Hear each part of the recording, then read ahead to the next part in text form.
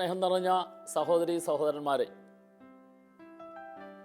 കുറച്ച് നാളുകൾക്ക് മുമ്പ് ഡിവൈൻ ധ്യാന കേന്ദ്രത്തിൽ ഏപ്രിൽ മെയ് മാസങ്ങളിലെ വെക്കേഷൻ സമയത്ത്, ഏതാണ്ട് ആ വെക്കേഷൻ ആരംഭിക്കുന്ന സമയത്ത് ഒരു +2 അധ്യാപിക അവളുടെ 5ഉം 7ഉം വയസ്സുള്ള 2 മക്കളെയും കൊണ്ട് ധ്യാനിക്കാനായിട്ട് വന്നു.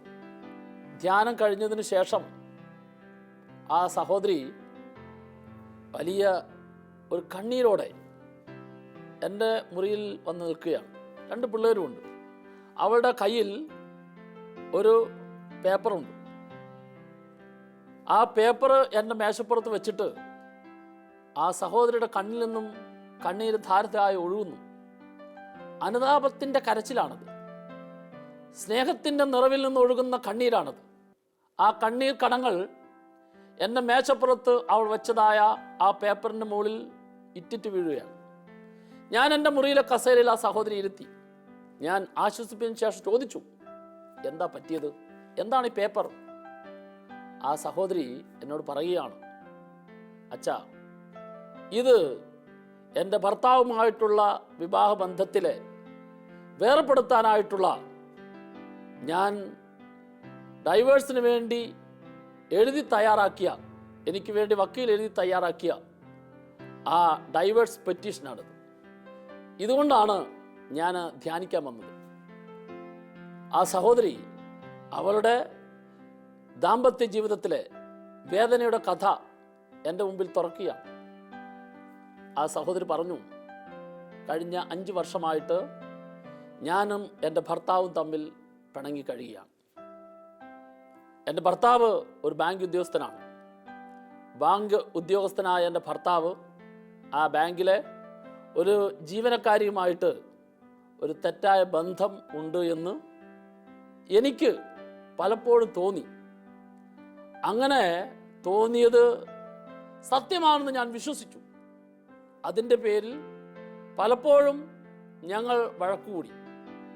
ഈ വഴക്ക് നീണ്ട നാളത്തെ പരസ്പരം സംസാരിക്കാത്ത ഒരു ജീവിതമായി ഒരേ വീട്ടിൽ തന്നെ തുടർന്നുകൊണ്ടിരുന്നു. അത് കൂടുതൽ വർദ്ധിച്ചു. അവസാനം കലഹിച്ച് ഞങ്ങൾ 2 പേരും തമ്മിൽ പിരിഞ്ഞു. കഴിഞ്ഞ 5 വർഷമായിട്ട് ഇടയ്ക്കൊക്കെ മക്കളെ അദ്ദേഹം വിളിക്കാറുണ്ടെങ്കിലും ഞാൻ അദ്ദേഹത്തെ വിളിക്കാറില്ല, അദ്ദേഹം എന്നെയും വിളിക്കാറില്ല. അങ്ങനെ ദാമ്പത്യ ജീവിതം കഴിഞ്ഞ 5 വർഷമായിട്ട് തകർന്ന ഒരു അവസ്ഥയിൽ പൂർണ്ണമായും ഇങ്ങനെയുള്ള ഒരു ഭർത്താവിനെ ഇനി എൻ്റെ ജീവിതത്തിൽ വേണ്ട എന്ന ഒരു തീരുമാനത്തോടു കൂടി ഞാൻ ഒരു വക്കീലിനെ പോയി കണ്ടു. അതിൻ്റെ ഡൈവേഴ്സിനുള്ള പെറ്റീഷൻ തയ്യാറാക്കി. ഞാൻ ഈ പെറ്റീഷനുമായിട്ട് കഴിഞ്ഞ ഞായറാഴ്ച എൻ്റെ 2 മക്കളെയും കൊണ്ട് ധ്യാനിക്കാൻ വന്നതാണ്. ഞാൻ നല്ലൊരു വിശ്വാസിയാണ്. എപ്പോഴും ഞാൻ പ്രാർത്ഥിക്കും, പള്ളിയിൽ പോകും. സാധാരണ എല്ലാ ഞായറാഴ്ചയും വിശുദ്ധ കുർബാനയ്ക്ക് പോകും, മക്കളെ വേദപാഠത്തിന് വിടും. ഇങ്ങനെയൊക്കെ ഒരു ആത്മീയത എന്നിലുള്ളത് കൊണ്ട് ഏതായാലും പള്ളിയിൽ വെച്ച് വിവാഹം കഴിച്ചതല്ലേ, അതേ വിവാഹം വേർപെടുത്താനായിട്ട് കോടതിയിൽ കേസ് കൊടുക്കുന്നതിന് മുമ്പ് ഈ പെറ്റീഷനുമായി എൻ്റെ നൊമ്പരവുമായി ഡിവൈനിൽ വന്ന് ഒരാഴ്ച ധ്യാനം കൂടിയിട്ട് ഞാൻ കൊടുക്കാൻ പോകുന്ന പെറ്റീഷൻ ഏറ്റവും എളുപ്പത്തിൽ എനിക്ക് നടത്തി വിജയപ്രദമായി തീരണം. അതിനുവേണ്ടിയാണ്, ആ ഉദ്ദേശത്തോടു കൂടിയാണ് ഞാൻ ധ്യാനിക്കാൻ വന്നത്. എന്നാൽ വിവാഹബന്ധം വേർപെടുത്തണം, ഈ വേർപെടുത്താനായിട്ടുള്ള എല്ലാത്തിൻ്റെയും കാരണക്കാരൻ എൻ്റെ ഭർത്താവ് മാത്രമാണ് എന്ന് ചിന്തിച്ച് ആ ബന്ധം വേർപെടുത്താനുള്ള പെറ്റീഷനുമായിട്ട് വന്ന ഞാൻ കഴിഞ്ഞ ഞായറാഴ്ച മുതൽ ദൈവത്തിൻ്റെ സന്നിധിയിൽ ഇരുന്ന് വചനം കേട്ടുകൊണ്ടിരുന്നപ്പോൾ ഓരോ ദിവസവും ദൈവത്തിൻ്റെ വചനം എന്നെ പഠിപ്പിച്ചു തന്നു. ഞാൻ സംബന്ധിച്ച ശുശ്രൂഷകള്, ഞാൻ അർപ്പിച്ച വിശുദ്ധ കുർബാനകള്, ഞാൻ സ്തുതിച്ച ആരാധനകള്, അതിലൂടെ എല്ലാം കർത്താവ് എൻ്റെ ഉള്ളിൽ ഓരോ പ്രാവശ്യവും പറഞ്ഞു തരുന്നു, അയാള് നിരപരാധിയാണ്, നീ മനസ്സിലാക്കാത്തത് കൊണ്ടാണ്. അച്ഛാ, എനിക്ക് ഈ ധ്യാനത്തിലൂടെ മനസ്സിലായ രണ്ട് കാര്യം.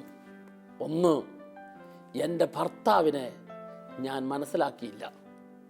എൻ്റെ ഭർത്താവിനെ ഞാൻ മനസ്സിലാക്കാത്തതിനാൽ, ഞാൻ അദ്ദേഹത്തെ തെറ്റിദ്ധരിച്ചതിനാൽ, ആ തെറ്റിദ്ധാരണയാണ് ഞങ്ങൾ തമ്മിലുള്ള ബന്ധത്തെ അകലാൻ, ഈ അവസ്ഥയിൽ വന്ന് നിൽക്കാൻ കാരണമായി തീർന്നത്. രണ്ട്, ഞാൻ ധ്യാനത്തിൽ ദൈവത്തെ മനസ്സിലാക്കി. ദൈവത്തെ മനസ്സിലാക്കി എന്ന് പറഞ്ഞാൽ, എനിക്ക് കർത്താവ് തന്ന ഭർത്താവ് ബന്ധം വേർപെടുത്താൻ വേണ്ടിയിട്ടല്ല, മറിച്ച് എൻ്റെ ജീവിതത്തിൽ ഏതെല്ലാം തെറ്റിദ്ധാരണയുടെ അവസ്ഥയുണ്ടാകുന്നു, ഈ തെറ്റിദ്ധാരണയുടെ അവസ്ഥ എന്നെ പരിശോധിക്കാനായിട്ട് കർത്താവ് അനുവദിക്കുന്നതാണ്. ഭർത്താവല്ല കാരണക്കാരൻ. ഭർത്താവിനെ തന്ന കർത്താവ് അനുവദിക്കുന്നത് ഞാൻ ബന്ധം വേർപെടുത്താനായിട്ടല്ല, മറിച്ച് കർത്താവിനോട് കൂടുതൽ കൂടുതൽ അടുത്തിട്ട്, കർത്താവിൽ നിന്ന് കൂടുതൽ ചൈതന്യം സ്വീകരിച്ചിട്ട്, ഭർത്താവിൻ്റെ കുറവുകളെ കർത്താവിനോട് ലഭിക്കുന്ന കൃപ കൊണ്ട് പരിഹരിക്കുന്നതിന് വേണ്ടിയിട്ടാണ്. എന്നോട് ഈ കാര്യങ്ങൾ മുഴുവൻ ആ സഹോദരി പറഞ്ഞു കഴിഞ്ഞപ്പോൾ അവൾക്ക് വലിയൊരു ആശ്വാസം കിട്ടി. ഞാൻ അങ്ങനെ അവളുടെ കണ്ണിൽ നിന്ന് കണ്ണീരൊഴുകുന്നു, കണ്ണീര് തുടച്ചു, അവളുടെ മുഖം പ്രസന്നമായി. ഞാൻ ആ സഹോദരിയോട് ചോദിച്ചു, ഞാൻ എന്താ ഇതിനകത്ത് ചെയ്യേണ്ടത്? അച്ഛാ, ഒരു കാര്യം, അച്ഛനകത്ത് ഇടപെടണം. എൻ്റെ ഭർത്താവിനൊന്ന് വിളിപ്പിക്കണം. ഞാൻ ഈ പറഞ്ഞ കാര്യങ്ങൾ മുഴുവനും അച്ഛനൊന്ന് ഭർത്താവിനോട് പറയണം. പ്രിയപ്പെട്ടവരെ, ആ സഹോദരിയുടെ വാക്കുകൾ കേട്ടപ്പോൾ എനിക്ക് മനസ്സിലായി, ദൈവത്തിൻ്റെ പരിശുദ്ധാത്മാവ് ഈ ധ്യാനത്തിന് ഇവിടെ കൊണ്ടുവന്നതാണ്. ദൈവത്തിൻ്റെ പരിശുദ്ധാത്മാവ് ഇവരെ പൂർണ്ണമായും നല്ലൊരു കുടുംബജീവിതത്തിലേക്ക് നയിക്കുവാൻ വേണ്ടിയിട്ട് ഈ ധ്യാനത്തിലൂടെ ഇടപെട്ടിരിക്കുന്നു. പ്രിയപ്പെട്ടവരെ, നിങ്ങൾക്കറിയാം, ഇതൊരൊറ്റപ്പെട്ട സംഭവമൊന്നുമല്ല. എല്ലാ ആഴ്ചയിലും ഇതുപോലെ അനേകായിരങ്ങളെ തകർന്ന ബന്ധത്തിൽ നിന്ന് സ്നേഹത്തിൽ കൂട്ടിയോജിപ്പിക്കുന്ന, പാപത്തിൻ്റെയും ദുശീലത്തിൻ്റെയും അവസ്ഥകളിൽ നിന്ന് രക്ഷയുടെ അനുഭവത്തിലേക്ക് നയിക്കുന്ന അനേകം സംഭവങ്ങളാണ് ഓരോ ആഴ്ചയിലും ഓരോ വ്യക്തികൾക്ക് നൽകി കർത്താവ് ഡിവൈൻ ധ്യാന കേന്ദ്രത്തിലെ വചന ശുശ്രൂഷയിലൂടെ അനുഗ്രഹിച്ചു കൊണ്ടിരിക്കുന്നത്. അതിന് ഏറ്റവും പ്രധാനപ്പെട്ട ഒരു ഉദാഹരണമാണ് ഈ ആഴ്ചയിൽ സംഭവിച്ചത്. ആ സംഭവിച്ച കാര്യമാണ് ആ സഹോദരി എൻ്റെ അടുക്കൽ ഒന്ന് പറയുമ്പോൾ എനിക്ക് മനസ്സിലാക്കാൻ സാധിച്ചത്. ഞാൻ ഇവളെ കേട്ടതിന് ശേഷം ഞാൻ അവളോട് പറഞ്ഞു, നീ ഗസ്തമനിൽ അത് 24 മണിക്കൂറും വിശുദ്ധ കുർബാന എഴുന്നള്ളിച്ച് വെച്ച് ലോകം മുഴുവനും, പ്രത്യേകിച്ച് ഡിവൈൻ ധ്യാന കേന്ദ്രത്തിൽ നടക്കുന്ന 7 ഭാഷകളുള്ള ധ്യാനത്തിൻ്റെ വിജയത്തിന് വേണ്ടി പ്രാർത്ഥിക്കുന്ന കൂട്ടായ്മയാണ്. ആ ആരാധനയിൽ നീ ഏതാണ്ട് ഒരു 2 മണിക്കൂർ പോയിരിക്കും. അതിനുശേഷം നീ എൻ്റെ അടുക്കലേക്ക് വരിക. ഞാൻ അപ്പോൾ ഭർത്താവിനോട് സംസാരിച്ച് കാര്യങ്ങൾ നിനക്ക് അനുകൂലമാകുന്ന രീതിയിൽ ദൈവത്തിൻ്റെ പരിശുദ്ധാത്മാവിൻ്റെ പ്രേരണ അനുസരിച്ച് നമുക്ക് ചെയ്യാം. ഞാൻ അവളെ പ്രാർത്ഥിച്ച് ആരാധനയ്ക്കായി വിട്ടു. ഞാൻ അവളുടെ ഭർത്താവിന് വിളിച്ചു. പ്രിയപ്പെട്ടവരെ, ഒരു സത്യം അറിയണം. ഇവിടെ ഒരാഴ്ച ദൈവത്തിനു മുമ്പിലിരുന്ന് കഴിഞ്ഞ 5 വർഷമായി അകന്നു നിന്നിരുന്ന കുടുംബ ബന്ധത്തിൽ ആ അകൽച്ചയിൽപ്പെട്ട ഭാര്യയെ ദൈവത്തിനു മുമ്പിലേക്ക് കർത്താവ് കൊണ്ടുവന്ന് ഭാര്യയിൽ മാനസാന്തരം ഉണ്ടാക്കിയപ്പോൾ ഈ മാനസാന്തരത്തിൻ്റെ ഫലം വീട്ടിലായിരുന്ന, ജോലിക്ക് പോയിരുന്ന ഭർത്താവിലും അതേ സമയത്ത് തന്നെ കർത്താവ് പ്രവർത്തിച്ചു. എൻ്റെ ആ സഹോദരനെ ഫോൺ വിളിച്ചപ്പോൾ ആദ്യം അല്പം ഈ ഭാര്യനെ കുറിച്ച് കുറ്റപ്പെടുത്തിയൊക്കെ സംസാരിച്ചെങ്കിലും അയാൾ സംസാരം അവസാനം നിർത്തിയത് ഇങ്ങനെയാണ്: അച്ഛാ, എൻ്റെ ഭാര്യ നിരപരാധിയാണ്. എൻ്റെ ഭാര്യ എന്നെ ആത്മാർത്ഥമായിട്ട് സ്നേഹിക്കുന്ന വ്യക്തിയാണ്.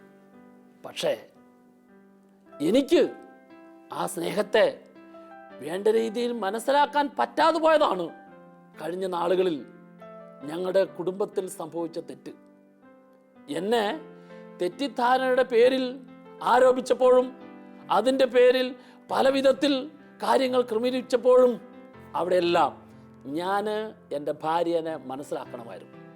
പക്ഷേ എൻ്റെ കുടുംബജീവിതത്തിലെ വീഴ്ചയുടെ പ്രധാനപ്പെട്ട കാര്യം, എനിക്ക് എൻ്റെ ഭാര്യയെ കർത്താവ് മനസ്സിലാക്കിയതുപോലെ മനസ്സിലാക്കാൻ പറ്റിയില്ല.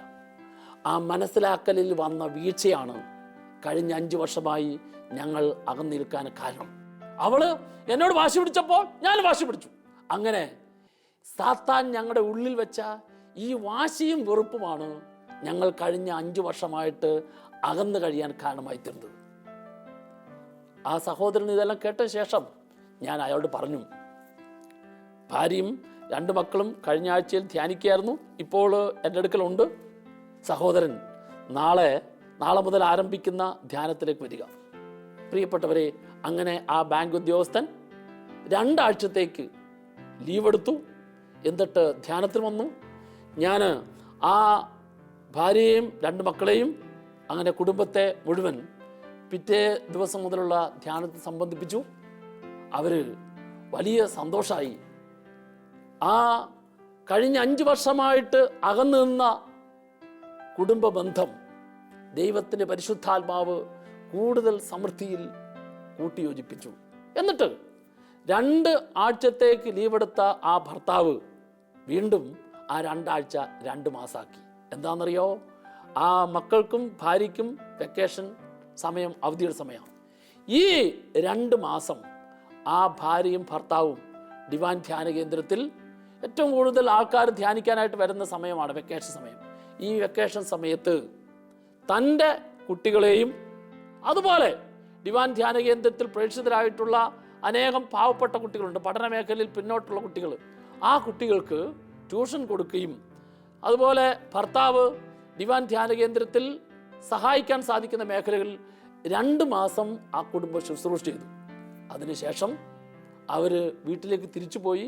പ്രിയപ്പെട്ടവരെ, ഇപ്പോൾ കുറേ നാളുകളായി വലിയ സന്തോഷത്തിലും സമാധാനത്തിലും കഴിയുന്ന ഒരു കുടുംബം. മാത്രമല്ല, സാധിക്കുന്നിടത്തോളം അവരുടെ ആ ജോലി മേഖലയിലുള്ള സഹപ്രവർത്തകരെ, വിദ്യാർത്ഥികളെ, ബാങ്ക് ഉദ്യോഗസ്ഥരെ ഡിവൈൻ ധ്യാന കേന്ദ്രത്തിലേക്ക് ധ്യാനിക്കാനായിട്ട് പറഞ്ഞുവിടുന്നു, സുവിശേഷ വേല ചെയ്യുന്നു. ഈ ദമ്പതികളുടെ ജീവിതത്തിൽ കഴിഞ്ഞ നാളുകളിൽ 5 വർഷമായിട്ട് അകന്നിരിക്കാൻ എന്താ കാരണം? തകർന്ന അവസ്ഥയുമായിട്ട് കഴിയാൻ എന്താ കാരണം? അവരുടെ 2 പേരുടെയും സംസാരത്തിൽ നിന്ന് മനസ്സിലാക്കിയ പ്രധാനപ്പെട്ട 2 കാര്യമാണ്. ഒന്ന്, അവർ ദൈവത്തെ മനസ്സിലാക്കുന്ന കാര്യത്തിൽ പരാജയപ്പെട്ടു. 2, പരസ്പരം മനസ്സിലാക്കുന്ന കാര്യത്തിൽ പരാജയപ്പെട്ടു. ജീവിതം സന്തോഷപ്രദവും സമാധാനപ്രദവും ആനന്ദപ്രദവും വിജയപ്രദവുമായി തീരണമെങ്കിൽ എന്നും എപ്പോഴും 2 കാര്യങ്ങൾ എൻ്റെ ഉള്ളിൽ നിറയണം. ഒന്ന്, ഞാൻ ദൈവത്തെ മനസ്സിലാക്കണം. 2, ഞാൻ മനുഷ്യരെ മനസ്സിലാക്കണം. ദൈവത്തെ മനസ്സിലാക്കും തോറും ഞാൻ ദൈവത്തോട് കൂടുതൽ അടുക്കും. ദൈവത്തെ മനസ്സിലാക്കും തോറും ഞാൻ ദൈവത്തോട് കൂടുതൽ അടുക്കും. ഞാൻ ദൈവത്തോട് കൂടുതൽ അടുത്താൽ ദൈവം എന്നെ അനുഗ്രഹിക്കും. ദൈവം എന്നെ അനുഗ്രഹിച്ചാൽ എൻ്റെ ജീവിതം ഓരോ ദിവസവും ആനന്ദപ്രദമായി തീരും. ശ്രദ്ധിക്കണം, എനിക്ക് ശരീരത്തിൽ രോഗം കർത്താവ് അനുവദിക്കുന്നത് ഈ രോഗിയായ നിന്നെ കർത്താവ് സ്നേഹിക്കാത്തത് കൊണ്ടല്ല, ശ്രദ്ധിക്കാത്തത് കൊണ്ടല്ല, പരിഗണിക്കാത്തത് കൊണ്ടല്ല. പിന്നെ എന്തുകൊണ്ട് ശരീരത്തിൽ രോഗം അനുവദിക്കുന്നു? ശരീരത്തിൽ രോഗം അനുവദിക്കുന്നത് ഈ രോഗം അനുവദിക്കുന്നതിന് മുമ്പ് കർത്താവ് നിന്നെ സ്നേഹിച്ചതിനേക്കാൾ അധികമായി രോഗത്തിൽ നിന്നെ സ്നേഹിക്കുന്നു. അപ്പോൾ രോഗത്തിൽ എന്നെ കർത്താവ് സ്നേഹിക്കുന്നു എന്ന് നീ മനസ്സിലാക്കിയാൽ, സഹനത്തിൽ എന്നെ കർത്താവ് സ്നേഹിക്കുന്നു എന്ന് മനസ്സിലാക്കിയാൽ, തകർച്ചയിൽ എന്നെ കർത്താവ് സ്നേഹിക്കുന്നു എന്ന് മനസ്സിലാക്കിയാൽ, ജീവിതത്തിലെ പ്രതിസന്ധികളിൽ കർത്താവ് എന്നെ സ്നേഹിക്കുന്നു എന്ന് മനസ്സിലാക്കിയാൽ, ഈ മനസ്സിലാക്കുന്ന ഞാൻ എന്ത് ചെയ്യണം? ഈ അവസ്ഥയിൽ എൻ്റെ കർത്താവിനോട് കൂടുതൽ ഞാൻ അടുക്കണം. രോഗത്തിൽ എന്നെ കർത്താവ് കൂടുതൽ സ്നേഹിക്കുന്നു എന്ന് മനസ്സിലാക്കുമ്പോൾ രോഗിയായി ഞാൻ കർത്താവിനോട് കൂടുതൽ അടുക്കും. രോഗിയായി ഞാൻ കർത്താവിനോട് കൂടുതൽ അടുത്താൽ ആ രോഗാവസ്ഥയിൽ കർത്താവ് എന്നെ അനുഗ്രഹിച്ചുകൊണ്ടിരിക്കും. രോഗാവസ്ഥയിൽ കർത്താവ് എന്നെ അനുഗ്രഹിച്ചുകൊണ്ടിരുന്നാൽ ആ അനുഗ്രഹിച്ചുകൊണ്ടിരിക്കുന്ന എനിക്ക് രോഗം സൗഖ്യമായി മാറും, അല്ലെങ്കിൽ ആ രോഗം അനുഗ്രഹമായി മാറും. രോഗം അനുഗ്രഹമായി മാറുക എന്ന് പറഞ്ഞാൽ ആ രോഗം നീ ഏതെല്ലാം രോഗികളുടെ സൗഖ്യത്തിന് വേണ്ടി കാഴ്ചവെക്കുന്നു, ആ കാഴ്ചവെക്കുന്നത് വഴിയായിട്ട് അവർക്ക് സൗഖ്യം കിട്ടുന്നു. ഏതെല്ലാം പാപികളുടെ മാനസാന്തരത്തിന് കാഴ്ചവെക്കുന്നു, അവർക്ക് മാനസാന്തരം ഉണ്ടാകുന്നു. നീ ഏതെല്ലാം തകർന്ന കുടുംബങ്ങളുടെ രക്ഷയ്ക്ക് വേണ്ടി കാഴ്ചവെക്കുന്നു, നിന്റെ രോഗം മറ്റുള്ളവരുടെ രക്ഷയ്ക്ക് വേണ്ടി കാഴ്ചവെക്കുന്നതിനാൽ അവരിൽ രക്ഷ നിന്നിലൂടെ കർത്താവ് നൽകും. ഈ നൽകുന്നതിനെയാണ് രോഗത്തിൻ്റെ അനുഗ്രഹം എന്ന് പറയുന്നത്. അപ്പോൾ ഞാൻ പറഞ്ഞത്, കർത്താവിനെ മനസ്സിലാക്കും തോറും കർത്താവിനോട് കൂടുതൽ കൂടുതൽ അടുക്കും. കർത്താവിനോട് കൂടുതൽ കൂടുതൽ അടുക്കും തോറും കർത്താവ് നിന്നെ അനുഗ്രഹിക്കും. കർത്താവ് നിന്നെ അനുഗ്രഹിക്കും തോറും നിന്റെ ജീവിതം ഓരോ നിമിഷവും ആനന്ദപ്രദമായി തീരും. Praise the Lord, praise the Lord. പ്രിയപ്പെട്ടവരെ, കർത്താവിനെ മനസ്സിലാക്കും തോറും നിനക്ക് മനുഷ്യരെ കൂടുതൽ കൂടുതൽ മനസ്സിലാക്കാൻ സാധിക്കും. മനുഷ്യരെ കൂടുതൽ കൂടുതൽ മനസ്സിലാക്കും തോറും നിന്റെ ഉള്ളിൽ ഒരു കാര്യം പഠിപ്പിച്ചു തരും ആ മനുഷ്യൻ. അതാരാകാം? നീ കുറ്റപ്പെടുത്തുന്നു, സ്നേഹിക്കുന്നില്ല, അംഗീകാരം തരുന്നില്ല, ബഹുമാനിക്കുന്നില്ല എന്ന് പറയുന്ന നിന്റെ ജീവിത പങ്കാളി നിരപരാധിയാണ് എന്ന തിരിച്ചറിവിലേക്ക് വരും. ദൈവത്തെ കൂടുതൽ മനസ്സിലാക്കും തോറും ദൈവം തന്ന മനുഷ്യ വ്യക്തികൾ നീ അന്ന് വരെ അവരെ ഏത് കണ്ണുകൊണ്ടാണോ കണ്ടത് ആ കാഴ്ച മാറും. പിന്നെയോ നിന്നിൽ ആ കാഴ്ചയിൽ നിനക്കൊരു ഉൾക്കാഴ്ച കിട്ടും. ആ ഉൾക്കാഴ്ചയാണ് മനുഷ്യരെ നിരപരാധിയാണ് എന്നുള്ള ഉൾക്കാഴ്ച. Praise the Lord.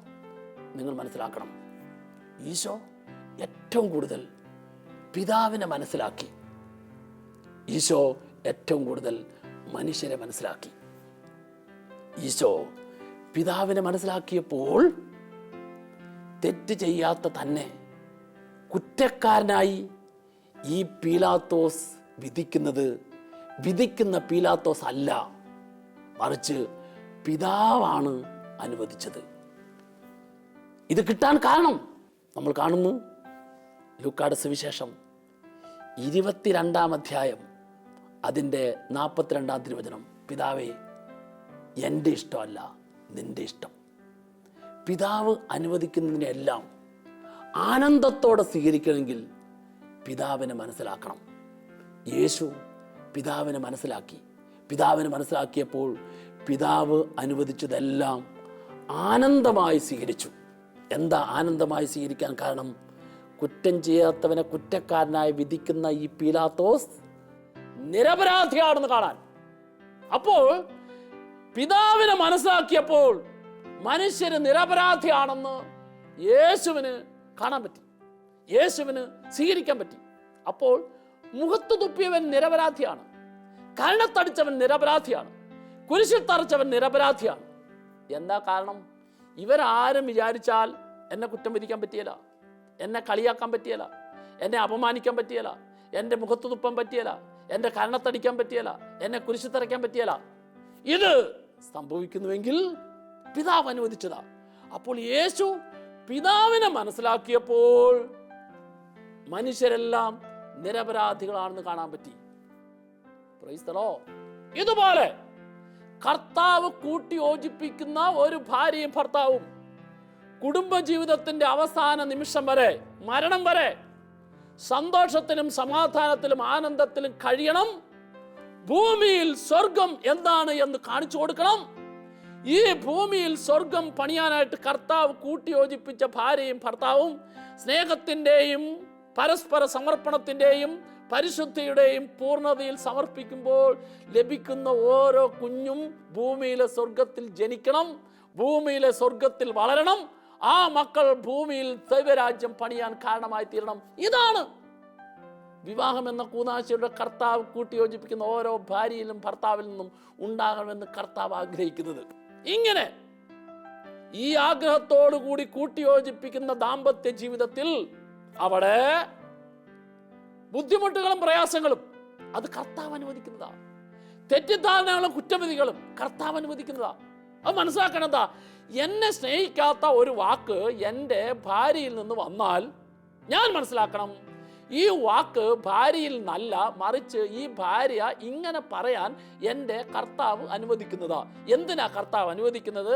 നീ ഭാര്യയുടെ വാക്കുകൊണ്ട് നിന്റെ മനസ്സ് മുറിയാനല്ല, അല്ലെങ്കിൽ ഭർത്താവിൻ്റെ കുറ്റപ്പെടുത്തൽ കൊണ്ട് നിന്റെ മനസ്സ് മുറിയാനല്ല, മറിച്ച് ഈ കുറ്റപ്പെടുത്തലും ഈ കളിയാക്കലും നിനക്ക് കർത്താവ് തന്ന ഈ ജീവിത പങ്കാളിയെ, ആ ജീവിത പങ്കാളിയിൽ നിന്ന് ഉണ്ടാകുന്ന കുറ്റപ്പെടുത്തലും അപമാനവും സ്നേഹക്കുറവും എല്ലാം നിനക്ക് കർത്താവ് തന്ന ഈ വ്യക്തിയെ തന്ന കർത്താവിൻ്റെ കരങ്ങളിലേക്ക് അവളിലൂടെ അവനിലൂടെ ഉണ്ടായ കുറ്റപ്പെടുത്തലിനെ കളിയാക്കലിനെ കൊടുത്തെങ്കിൽ മാത്രമേ അതിനെ ഓരോ ദിവസവും അനുഗ്രഹമാക്കി മാറ്റാൻ പറ്റുള്ളൂ. അപ്പോൾ ഞാൻ അതിനു വേണ്ടിയാണ് ഈ ഭാര്യ, ഈ ഭർത്താവ് എന്നെ ഇങ്ങനെ പറഞ്ഞത് എന്ന് മനസ്സിലാക്കിയാലേ എനിക്ക് ജീവിത പങ്കാളിയെ നിരപരാധിയായി കാണാൻ പറ്റുള്ളൂ, അപ്പനെയും അമ്മയെയും നിരപരാധിയായി കാണാൻ പറ്റുള്ളൂ, അധികാരിയെ നിരപരാധിയായി കാണാൻ പറ്റുള്ളൂ. എൻ്റെ ജോലി മേഖലയിൽ എന്നെ സഹപ്രവർത്തകർ കുറ്റപ്പെടുത്തുമ്പോൾ, അധികാരികൾ കുറ്റപ്പെടുത്തുമ്പോൾ ഞാൻ കുറ്റപ്പെടുത്തുന്ന സഹപ്രവർത്തകരിലേക്കല്ല, അധികാരികളിലേക്കല്ല ഞാൻ നോക്കേണ്ടത്, മറിച്ച് ഞാൻ കർത്താവിലേക്ക് നോക്കണം. എന്താ കാരണം എന്നറിയാവോ? ഈ സഹപ്രവർത്തകരെ എനിക്ക് തന്നത് കർത്താവാണ്, ഈ അധികാരിനെ എനിക്ക് തന്നത് കർത്താവാണ്. ആ കർത്താവാണ് തന്നതെങ്കിൽ ഇങ്ങനെ ഒരു കുറ്റപ്പെടുത്തുന്ന അല്ലെങ്കിൽ ചെയ്യാത്ത കാര്യം ചെയ്തു എന്ന് പറയുന്നത് കർത്താവ് അനുവദിക്കുന്നുണ്ടെങ്കിൽ, അനുവദിക്കുന്ന കർത്താവിൻ്റെ കരങ്ങളിലേക്ക് ഞാൻ ആ അനുവദിക്കുന്നതിനെ കൊടുത്താൽ എനിക്ക് എൻ്റെ ജോലി മേഖലയിൽ കർത്താവ് കൂടുതൽ ഉയർച്ച തരും, എൻ്റെ ജോലി മേഖലയിൽ കർത്താവ് കൂടുതൽ സമൃദ്ധി തരും. ഈ തിരിച്ചറിവ് എന്നിൽ ഉണ്ടാകുമ്പോഴാണ് അപ്രകാരം ചെയ്ത പ്രവർത്തിച്ച വ്യക്തികളെ നിരപരാധിയായി കാണാൻ സാധിക്കുന്നത്. മനുഷ്യ വ്യക്തികളെ നിരപരാധിയായി കാണുന്ന, മനസ്സിലാക്കുന്ന മനോഭാവം ഞാൻ സ്വീകരിച്ചെങ്കിലേ എന്നിൽ വളർച്ച ഉണ്ടാവുള്ളൂ. Praise the Lord. പ്രിയപ്പെട്ടവരെ, നമ്മൾ സുവിശേഷം പഠിക്കുമ്പോൾ യേശുക്രിസ്തു എല്ലാവരെയും മനസ്സിലാക്കി, പാപിയെ മനസ്സിലാക്കി. യേശു പാപികളെ മനസ്സിലാക്കിയത് കൊണ്ടാണ് ഒരു പാപിയും യേശുവിൻ്റെ അടുക്കലേക്ക് കടന്നു ചെന്ന പാപികളാരും പാപികളായിട്ട് തിരിച്ചു പോയില്ല. അവരെല്ലാം മാനസാന്തരപ്പെട്ട് സന്തോഷത്തോടെ തിരിച്ചു പോകാൻ കാരണം യേശു പാപികളെ മനസ്സിലാക്കിയത് കൊണ്ടാണ്. യേശുവിൻ്റെ അടുക്കലേക്ക് കടന്നു ചെന്ന രോഗികളാരും രോഗികളായിട്ട് തിരിച്ചു പോയില്ല. അവരെല്ലാം സൗഖ്യം പ്രാപിച്ച് സന്തോഷത്തോടെ തിരിച്ചു പോയത് കാരണം യേശു രോഗികളെ മനസ്സിലാക്കി. Praise the Lord. നമ്മൾ കാണും മർക്കോസിന്റെ സുവിശേഷം 10-ാം അധ്യായം അതിൻ്റെ 46 മുതൽ 52 വരെയുള്ള തിരുവചനത്തിൽ ജെറിക്കോയിലൂടെ യേശു കടന്നു പോകുമ്പോൾ വഴിയരികിൽ ഭിക്ഷയാചിച്ചുകൊണ്ടിരുന്ന പൊട്ടക്കണ്ണൻ ബർത്തിമേവൂസ്, കണ്ണുള്ള ജനക്കൂട്ടം, യേശുവിൻ്റെ പിന്നാലെ പോകുന്ന ജനക്കൂട്ടം ഈ പൊട്ടക്കണ്ണനെ, കാഴ്ചശക്തി ഇല്ലാത്തവനെ, അവനെ കളിയാക്കി. ദാവീദിന്റെ പുത്രനായ യേശുവേ എൻ്റെ മേൽ കനിയണമേ എന്ന് അവൻ വിളിച്ചു പ്രാർത്ഥിച്ചപ്പോൾ ആ വിളിച്ചു പ്രാർത്ഥിച്ചവനെ കണ്ണുള്ളവർ കളിയാക്കി. പക്ഷേ അവൻ ഒരു കാര്യം മനസ്സിലാക്കി. നിങ്ങൾ അറിയണം, ആ പൊട്ടക്കണ്ണൻ മനസ്സിലാക്കിയ കാര്യം എന്താണെന്നറിയാവോ? എന്നെ മിണ്ടാതിരിക്കടാ എന്ന് പറഞ്ഞ് ശകാരിക്കുന്ന ഈ ജനക്കൂട്ടം എന്നെ മനസ്സിലാക്കാത്തത് കൊണ്ടാണ്. എന്നാൽ ഇവരുടെ മുമ്പേ പോകുന്ന എൻ്റെ ഗുരു, എൻ്റെ ദൈവം, അവൻ മനസ്സിലാക്കുന്നവനാണ്. അപ്പോൾ മനസ്സിലാക്കാത്ത ജനക്കൂട്ടത്തിൻ്റെ കളിയാക്കലിന് വകവയ്ക്കാതെ മനസ്സിലാക്കുന്ന ദാവീദിന്റെ പുത്രനായ യേശു, അവൻ കേൾക്കുവോളം ഇവൻ ഉച്ചത്തിൽ നിലവിളിച്ചു. പ്രിയപ്പെട്ടവരെ, ദൈവത്തിൻ്റെ മനസ്സിലാക്കൽ പരിഗണിക്കാൻ വേണ്ടിയാ, ദൈവത്തിൻ്റെ മനസ്സിലാക്കൽ ശ്രദ്ധിക്കാൻ വേണ്ടിയാ, ദൈവത്തിൻ്റെ മനസ്സിലാക്കൽ അംഗീകരിക്കാൻ വേണ്ടിയാ. ഞാനും നിങ്ങളും ഒരു സത്യം മനസ്സിലാക്കണം.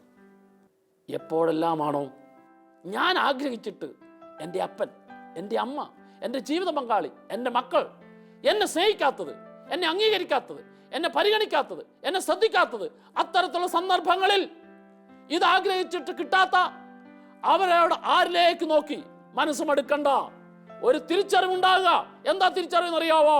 മനുഷ്യ വ്യക്തികൾ നൽകാത്ത പരിഗണനയും അംഗീകാരവും പ്രോത്സാഹനവും ശ്രദ്ധയുമെല്ലാം എൻ്റെ ദൈവം എനിക്ക് തരും, എൻ്റെ ദൈവം എനിക്ക് തരുമെന്ന് നീ വിശ്വസിച്ചാൽ മാത്രം പോരാ, അത്തരത്തിലുള്ള സന്ദർഭങ്ങളിൽ ആ തരുന്ന ദൈവത്തിലേക്ക് തിരിയുക എന്നുള്ളതാണ് നീ ദൈവത്തെ മനസ്സിലാക്കി എന്നുള്ളതിൻ്റെ ഏറ്റവും പ്രധാനപ്പെട്ട കാര്യം.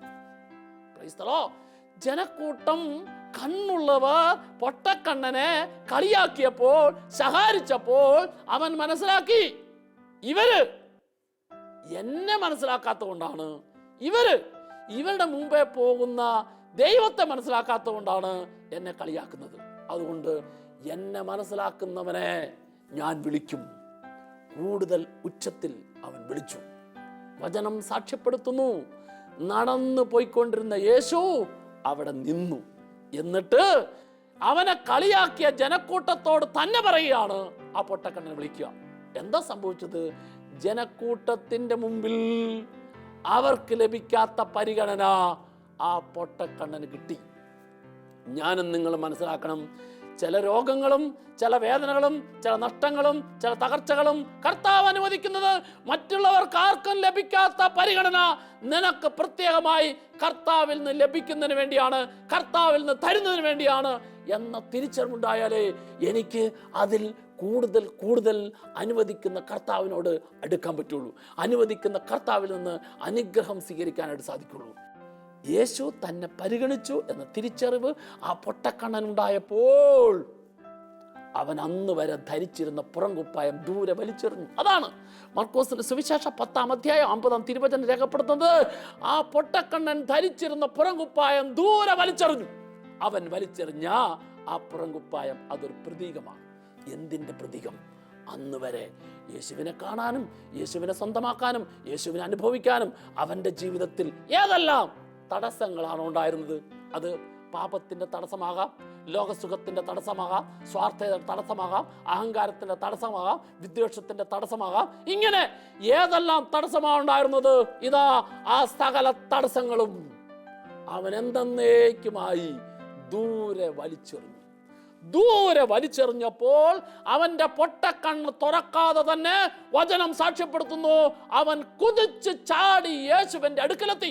പൊട്ടക്കണ്ണ് തുറക്കാതെ തന്നെ പുറംകുപ്പായത്തെ വലിച്ചെറിഞ്ഞപ്പോൾ കുതിച്ച് ചാടാനുള്ള, യേശുവിന്റെ അടുക്കലെത്താനുള്ള ശക്തി, കാഴ്ച, ധൈര്യം അവന് കിട്ടി. സഹോദര സഹോദരി, അതിനാൽ ഞാനും നിങ്ങളും ഒരു തിരിച്ചറിയണം, എനിക്ക് എൻ്റെ ദൈവത്തിൻ്റെ അടുക്കലെത്തണമെങ്കിൽ, ദൈവത്തെ അനുഭവിക്കണമെങ്കിൽ, ദൈവത്തെ സ്വന്തമാക്കണമെങ്കിൽ, ദൈവം തരുന്ന സന്തോഷവും സമാധാനവും ആവോളം ആസ്വദിക്കണമെങ്കിൽ, ഓർക്കുക, ലോകസുഖത്തിൻ്റെ, പാപസുഖത്തിൻ്റെ, ജഡികസുഖത്തിൻ്റെ, താൽക്കാലികമായ സന്തോഷത്തിൻ്റെ ഏതെങ്കിലും പുറംകുപ്പായം നീ ധരിച്ചിട്ടുണ്ടെങ്കിൽ ആ പുറംകുപ്പായത്തെ വലിച്ചെറിയുക എന്നുള്ളതാണ് കർത്താവിൽ നിന്നും അനുഗ്രഹത്തെ സ്വീകരിക്കാനുള്ള യോഗ്യത.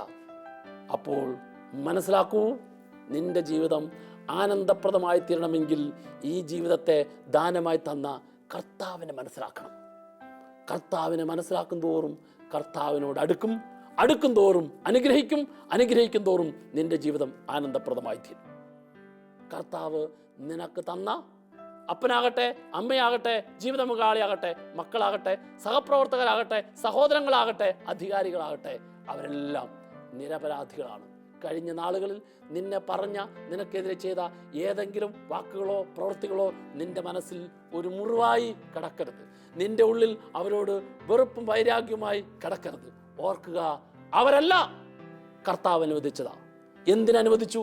നീ അവരെ നിരപരാധിയായി കണ്ട് കർത്താവിൽ നിന്ന് കൂടുതൽ അനുഗ്രഹം സ്വീകരിക്കാൻ. ഇന്നലകളിലെ നിന്റെ ജീവിതത്തിൽ എവിടെയെങ്കിലും ദൈവവുമായിട്ടുള്ള ബന്ധത്തിൽ, മനുഷ്യരുമായിട്ട് ബന്ധത്തിൽ എവിടെയെങ്കിലും മനസ്സിലാക്കാത്തത് മൂലം നീ മുറിവേറ്റ് കിടക്കുന്നുണ്ടെങ്കിൽ ആ മുറിവുകളെല്ലാം യേശുവിൻ്റെ കരങ്ങളിലേക്ക് കൊടുക്കണം.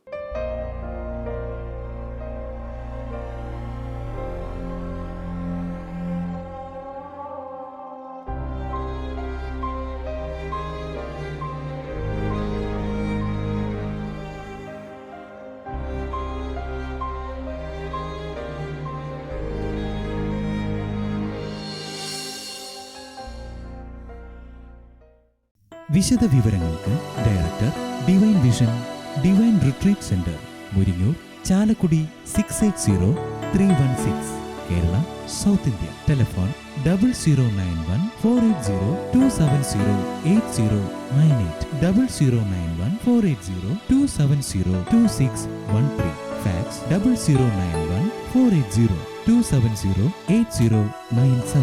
Email mail.divinetv@gmail.com. Website www.drcm.org.